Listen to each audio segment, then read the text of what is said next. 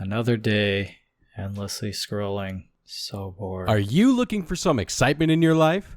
Well, try Dungeons & Dragons. What's Dungeons & Dragons? Start playing now with these 4 easy steps. Step 1. Assemble your party.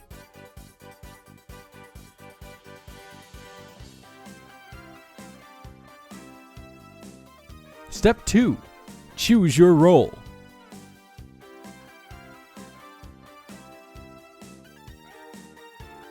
Step 3. Round up supplies.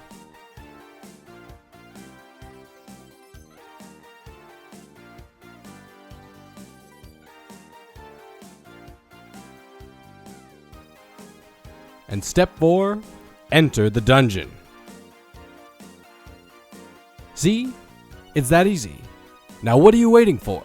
Play D&D today, $24.99. We're practically giving it away, plus only $1.99 shipping and handling as seen on TV. 30-day money-back guarantee, accepts most major credit cards.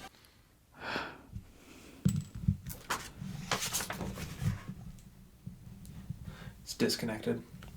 So, you want to learn how to play Dungeons & Dragons. Well, you're in luck, because we have 4 easy steps to get you playing today. D&D is usually a game about whimsical weapon wielders and sharp spell slingers traveling through a fantasy world, taking on quests, and collecting loot. But the system is only limited by your imagination, and there is no one right way to play.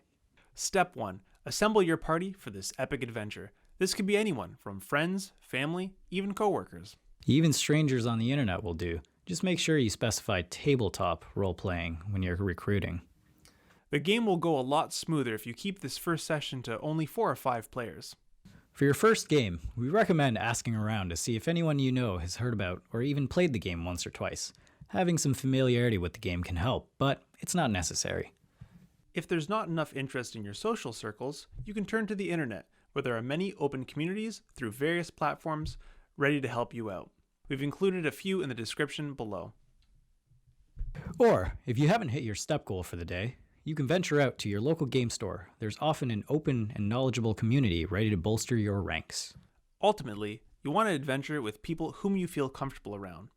So if there are people at your table that you've just met, take some time to get to know them. D&D can be a captivating experience, but role-playing can feel silly if you haven't done it before. Scheduling. Dun dun dun! The first hurdle is finding a group of people interested in playing who have a spare 3 hours. When you're scheduling, be upfront with a time commitment. Unlike regular board games, D&D can't come to a satisfying conclusion within 20 to 40 minutes. You can always lie and ask your friends to come over and help you set up that new IKEA desk. When they get there, tell them they're playing D&D. They'll be thrilled when they find out it takes half as long and is twice as fun. If you plan on continuing past the first session, pick a time that works for everyone, and just use the first session as a starting point. Consider using a shared Google Calendar to help you find dates that work for everyone. Don't confuse your personal calendar with the shared calendar, though, because you might have some friends show up heckling you at your Tuesday night improv class. Now, we will admit, the experience of playing a game in person can't be matched. But with all the tools out there these days for playing online, you can come pretty darn close. When you're playing in person, just find a spot where everybody can sit comfortably around a table with their character sheets and dice in front of them. A kitchen table works perfectly, but you could always squeeze the players on a couch and the DM could set up on a coffee table. Any location where everyone has a comfortable seat and has a view of each other will work. If you decide to play online, you're going to need a stable broadband connection to a global computer network, and a voice over internet protocol client. But you can also use FaceTime, Discord, Skype, or the popular MSN Messenger client. Really, any app where everyone can talk in real time. Preferably with video, but it's not necessary. Our recommendation is just to use Discord. It has a suite of additional tools that you can use to enhance your game, all for free. Like dice rolling, looking up spells, tracking initiative. It's magical. There's a great video on setting up a D&D server for Discord by our good friend Mike Schley of Sky Flourish.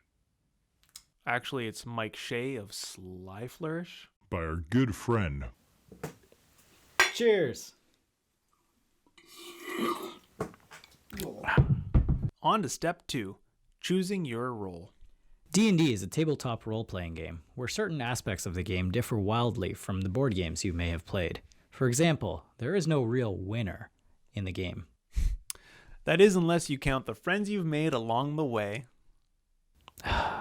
There are two types of players in the game: the player characters, or PCs, and the Dungeon Master, or DM.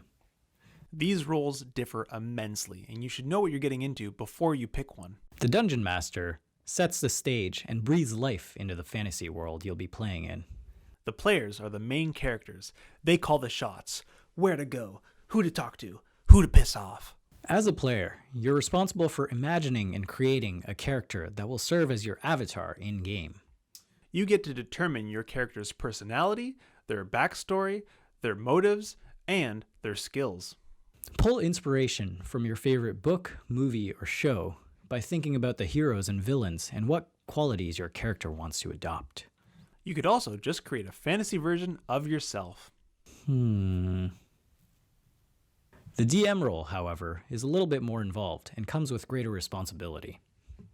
As a Dungeon Master, or DM, you are the game's lead storyteller.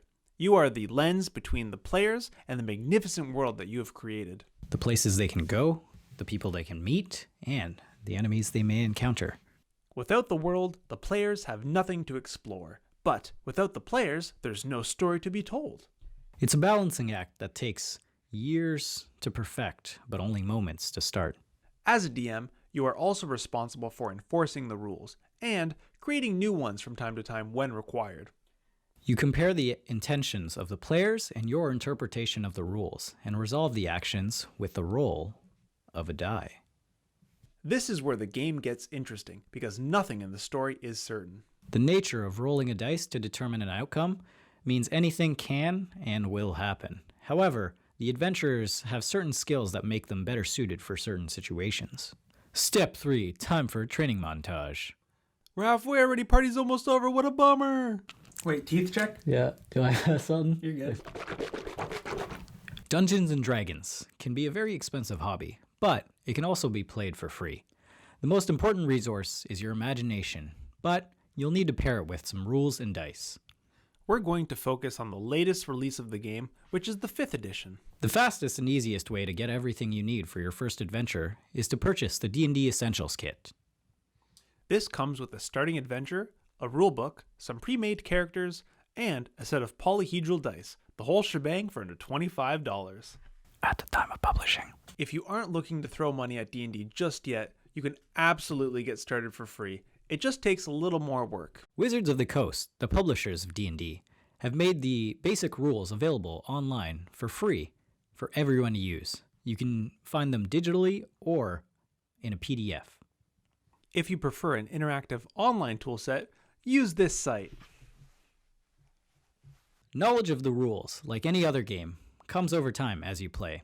So don't sweat it when you can't remember that the rules for hiding under decrepit fallen log are in the chapter 7 of the player's handbook under the subheading Dexterity. A quick Google search can solve almost any problem, and when in doubt, just use logic and gut feeling. There are several source books to further enhance your game. If you are a player, the player's handbook offers a diverse selection of character options to further customize your character. If you're a DM, the Dungeon Master's Guide helps build your world and fill it with loot, while the Monster Manual can populate your setting with baddies. You can download a free dice rolling app, use a free dice rolling website, or enter the addicting hobby of buying physical dice sets. The main mechanic of D&D involves rolling a 20-sided dice, so it's probably a good idea to pick up a few. To prepare for the session as a DM, you need a starting adventure to run. This includes a setting and a main quest for the players to accept. And if they ignore the main quest, you can always throw in a side quest. RP. One option is to create your own adventure. Come up with a setting, throw in some interesting locations, and come up with a plot hook for your players. This requires a little more work on the DM side, but can be much more satisfying since it's tailored to exactly what your players want. The option we'd recommend for beginner DMs is to find a published starting adventure, like the one included in the D&D Essentials Kit. You only need to read the first chapter and a few of the first starting quests. There's also a number of great adventures written for beginner DMs that contain useful tips on running the game. These can be found on the website DM's Guild. My personal favorite option is to rip off the plot of a popular series and shoehorn the players into unknowingly reenact it, scene by scene. I'm pretty sure Lord of the Rings doesn't end with the wizard police coming in and arresting everyone, but I don't have a spare 12 hours to confirm, so. To prepare for the session as a player, That's right, you have to prepare for the session as a player too. create an adventurer and fill out their character sheet. Follow the step-by-step character creation from the basic rules or the player's handbook. Blank character sheets can be found online for free, or you can use pre-generated character sheets like the ones available from D&D's website. Our number one recommendation for character creation is to create an adventurer who's actually looking to do some adventuring with a party. It's going to make the game go a lot smoother if you do. There's no space for lone wolves on this crew. I'm a Swedish plumber. It's time for step 4. It's the McDonald's. Why do you do this? Damn it. Step 4. Enter the dungeon. The game of Dungeons and Dragons follows this simple pattern. The DM describes the environment, tells the players where they are and what's around them. The players describe their intentions, acting as a whole or individually. For example, the party may want to leave an incriminating scene briskly, acting together and moving as one. In another situation, your party might want to investigate further. One player examines the scene, while another keeps lookout, and a third is down the hall, creating a distraction. The DM listens to every player and decides how to resolve each action. The DM narrates the result of the player's actions. Sometimes the resolution of a player's intended action may be simple. Say, walking up to a door and opening it. The DM might just describe what's behind. Or the door may be locked, and the DM will get the player to roll the dice in the form of a skill check. Situations like combat may be more structured. The DM and the players take turns resolving intended actions. Enough already! Let's play the game! Thanks everybody for watching. Thank you specifically, Steve, for suggesting this video. Your comments are always appreciated. They mean a lot. We have more content coming down the pipe for you guys, so Stay tuned. like and More to subscribe. come. Anyways, I'm Jugal. And I'm Aaron. And this was a side quest.